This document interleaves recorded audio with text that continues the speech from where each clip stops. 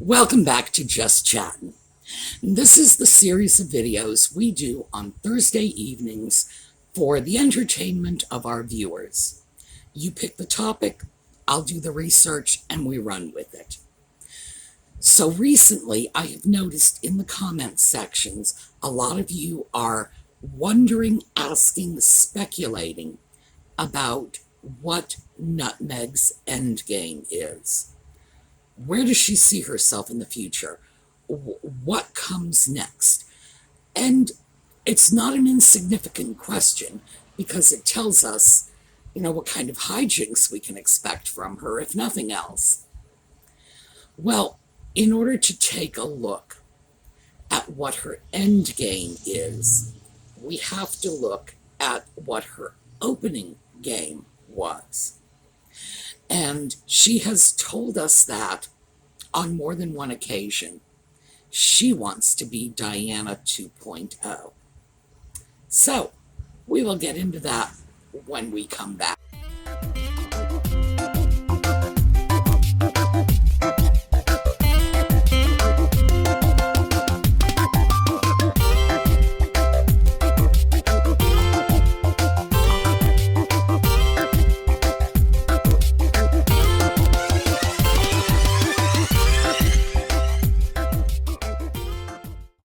Well, it's important to remember that Nutmeg is a histrionic with strong narcissistic tendencies. This is who she is. These are the little beasts inside her that motivate her. And as a histrionic, she lives in the moment. She is not going to be a great planner. Narcissists can often plan pretty well. But histrionics, no. It's a need for attention. They deal in small steps, baby steps, goals, step 1, step 2. Big picture is not really their thing because big picture is nothing more than they are the focus of everybody's attention at all times. That's it. And it doesn't have to be positive. Remember, that is the narcissistic trait. Histrionics just want attention. So, given the fact that she's probably not a fantastic planner, what we have to look at is when she says she wants to be Diana 2.0, it's like she has a picture. This picture in her head of Diana being applauded by the crowds and people snapping her photo. That's the plan. Not much of a plan, it's a picture. Nevertheless, this seems to be what she wanted when she started her little royal family adventure. So, I thought before we would take a look at where this is going and how it's playing out, we should probably take a quick look at Diana 1.0 and discuss some of the differences. Because being Diana is not a job description. Diana was a human being who brought her own stuff to the party. Some good, some bad, but overall it was acceptable to the British people. They certainly didn't reject her. And that's where we need to begin our little quest. So let's start with who Diana was when she caught Charles's eye.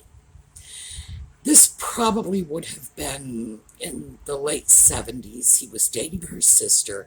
He would have known her as a young teenager, 16, too young for dating. When he became reacquainted with her, reconnected with her, that's where I was going with that. When he reconnected with her, 1979, she would have been 18, and this is who she was. Now, this is a Sloane Ranger. Our British friends know what this is. For our American friends, just think the official Preppy Handbook. This is a look that is shorthand for a whole set of values, a type of upbringing, interests, pursuits. A Sloane Ranger is a country girl.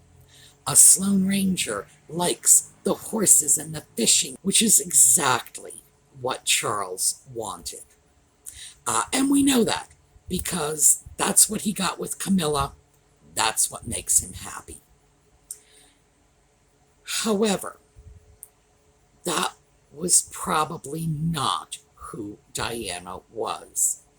It was who she was certainly raised to be.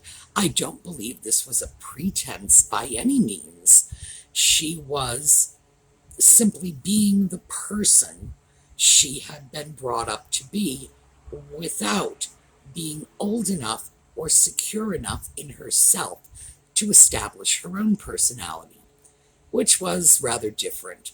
Charles wanted a country life. Diana wanted the bright lights of the city. Oops.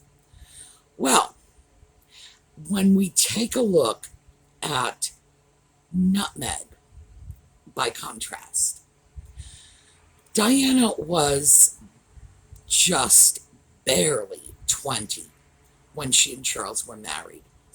She was young, she was naive, she was innocent, she was starstruck, she was a whole lot of things that were actually very ingratiating, not just to the British population, but to the American population as well. Additionally, she came from the expected background.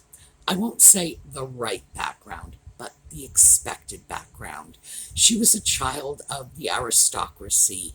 It's what everyone rather assumed Charles would marry. Nutmeg, on the other hand, came from halfway across the world, from California of all places, and was certainly not a blushing bride of 20. This is where we start to see some disconnects with Nutmeg's vision of who she's supposed to be, because there's too sharp a contrast with who she was. So, how does she reconcile this? I think the way she reconciles this is she has eliminated the Sloane Ranger Diana. That's who Diana was up until she was about 23, 24. Basically, when the marriage began to collapse, which was after Harry was born. And Harry was born in September of 84. Diana subsequently said that in 1984, 85, in there, she was in love with someone else. So at this point, the marriage was over and Diana was finding a new role for herself. She wasn't looking for her satisfaction in her marriage. She was looking for it elsewhere. This is when she stepped away from all of the sort of, Sloane Ranger outfits and started to become what we later knew as a fashion icon. And it seems to be that this is Nutmeg's picture of Diana. Not Diana when she was being accepted. Not Diana when she was doing her duty and producing the heirs and everything was what it was supposed to be. But Diana later, I don't want to say during a period of rebellion, although that's tempting. A period of assertion would be better. When Diana's personality was formed or forming, when she was becoming the adult she was going to be. So, Nutmeg has left the early years off the table. Now, this was a major flaw because it was those early years that established Diana in the affection of the people It was the early years that bought her credibility so that when she did move into another role, people were more likely to be accepting of it. Now, Diana had some skills. These were, I would imagine they were assisted with a bit of advice along the way, but they seemed to be natural skills. Diana had, she had the ability to play to the cameras. She's a photogenic girl. There's no question about that. But beyond that, she manipulated it. Diana had the ability to control the entire narrative just with her body language. And let me give you some examples of this, because I think this is something, a positive trait of Diana's that has been largely overlooked and really deserves a little more attention and a little more applause than it's gotten. Diana, when she and Charles were dating, engaged, first married, Diana adopted a stance of either slouching or, and take a look at the engagement picture here. Notice that they are on a flight of stairs. Diana and Charles are actually the same height. There's a picture of them standing side by side. Let's go back to our stair picture. Now, stair picture, Diana is on a step below Charles. She makes it very clear he is the taller of the two. He is not, but it's an image she is projecting. Also, another one of Diana's brilliant bits of body language was her tendency to tilt her head down and look up. She looked up at Charles, she looked up at the cameras. This is a beautiful pose because it conveys innocence and a submissiveness. It's probably about the only word I can use. It's not an attractive word these days, but it's a pose of innocence and submission, the pose of a young girl. In so doing, she absolutely controlled the entire engagement narrative. Young, innocent country girl marries Prince Charming. That was 100% Diana. Because if you will recall, in the engagement interview, they asked, someone said, well, and you're in love. And Diana said, of course. And Charles said, whatever in love means. There's been a lot of speculation about that. But it was Diana's control of the narrative that took over. She was saying she was in love with him. Whatever it was he thought didn't really matter that much. She was going to be there for him. That was brilliant. It is very unlikely that this is something she was instructed to do. First of all, she did it too well. She did it too naturally. At a later date, someone had commented about her head tilt, and she said that she did it because she had a large nose and it made her nose look smaller. No, actually, unfortunately, that head tilt made her nose look a little distorted. So, it wasn't to flatter her nose. She clearly knew what she was doing. She had adopted a secondary posture, a supportive posture, a posture of innocence. She was the ingenue.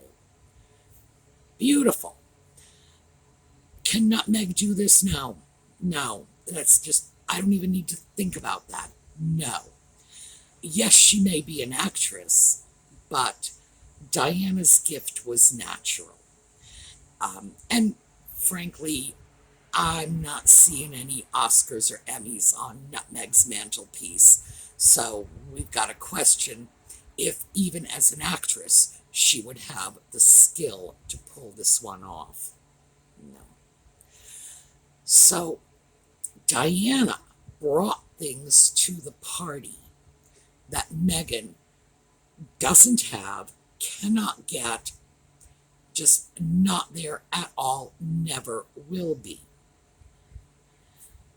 So, at best, she can be a pale imitation of Diana, and that would be on a good day. The fact is that Diana was a unique personality. For a girl who flunked out of high school and had a series of menial jobs, she was like a cleaning lady, she was a daycare aide. These are low-level jobs. She certainly did very well for herself. The fact is that she established herself over the long haul. She didn't walk into the job saying, here I am, adore me, I am going to be like the international humanitarian poster child. No. She worked her way into it. Nutmeg seems to have thought that simply showing up at the party would be enough for her to inherit the Diana laurels. No. Well, I mean, we've all seen that. No. But I think that was her plan, especially when she said, well, she was going to hit the ground running.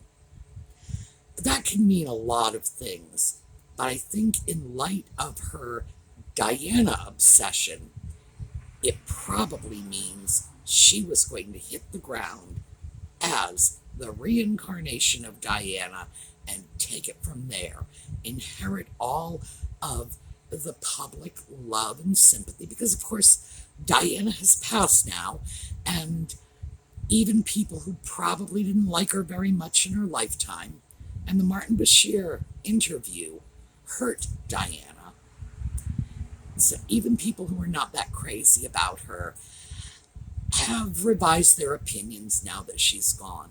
And that's normal. That happens. People are often revered a little more in death than they were in life. Nutmeg doesn't seem to get this. But moving forward, the Diana Nutmeg wants to be is the Diana post-marriage. She's looking at Diana after 1984. This would be the Diana of 85 through 90, when she was Princess of Wales, and the few years later when she was former Princess of Wales. So, that, I think, tells us something about the Endgame, that the game doesn't have to involve a good marriage. The game doesn't have to involve having a role in the royal family. The game is something different. So, as we take another look at this, and I'm not going to continue too much longer, or I'll get too far and won't be able to cut it off, and we'll be here all day. So this is where I think we are in terms of establishing who it is that Nutmeg is trying to be when she says Diana 2.0. It's not the innocent little teenage girl. It's not the Sloane Ranger. It's not the confused wife and mother whose marriage was just collapsing and whose illusions were being shattered. Nutmeg certainly didn't walk into her marriage the way Diana walked into hers. Nutmeg already had a divorce behind her, and there are some who say too, Diana was looking for the fairy tale. Nutmeg is not. Nutmeg has a sense of happily ever after is not necessarily going to take place.